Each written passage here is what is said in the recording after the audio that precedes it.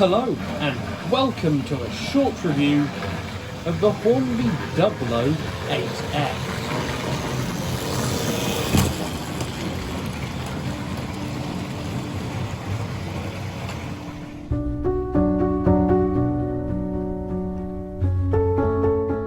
Hornby Dublo released the 8F in the mid-1950s as a 3-rail model. When they brought 2-rail about in 1959, it was added to that range.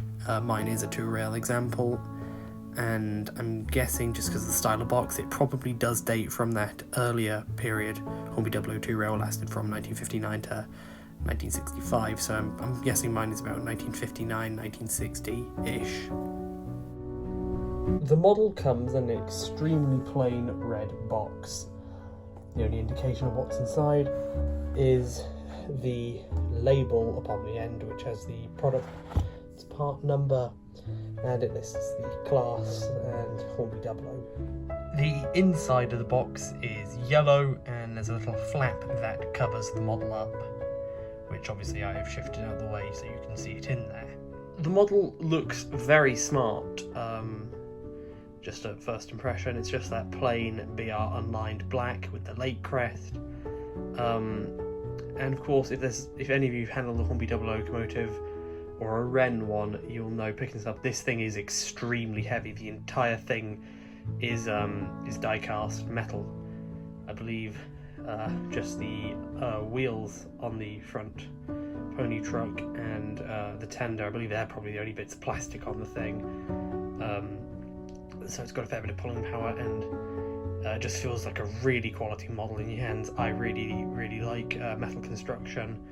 I said in another video, I believe metal construction is a really good sign of quality model.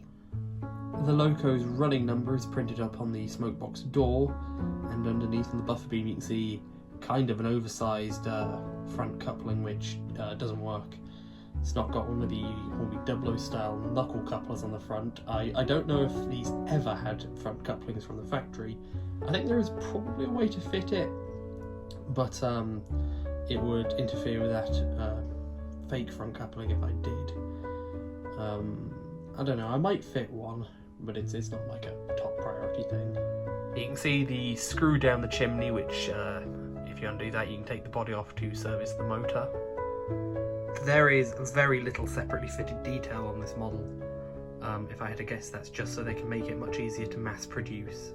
Just looking here though, you can see that what little separately fitted detail there is done rather well. So there's a reversing rod, the handrails are separately fitted, and you can see the little brass whistles. There is actually some detail on the front of the tender, but there is no cab detail on this model, as that's where the motor is. On the back of the tender, you can see the rear buffer beam is painted, and the very peculiar Hornby Dublo knuckle couplers, which are very different to the triang tension locks that basically became the British standard. We don't really use these little knuckle couplers anymore. They started out being made of metal, developed by Pico, I believe. The metal ones get all bent and buckled out of shape, and it's really kind of a hassle. I have a line of Hornby Dublo wagons that I'm going to run this with, and yeah, to sit and straighten the couplings out on them, and then it's still not perfect.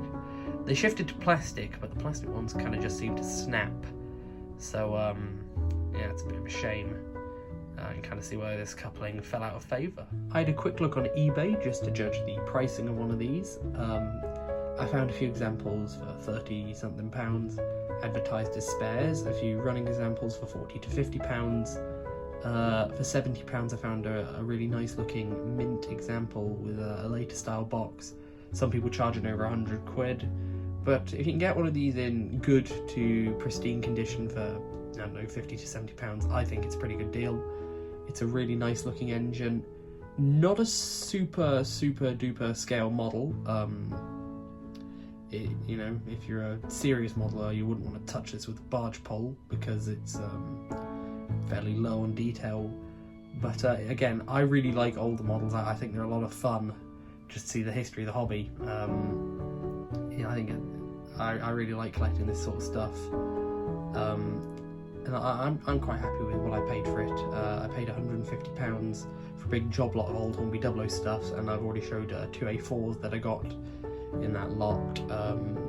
So for all the stuff I got, I'm very happy with the money I paid for it. So yeah. Now time for some running.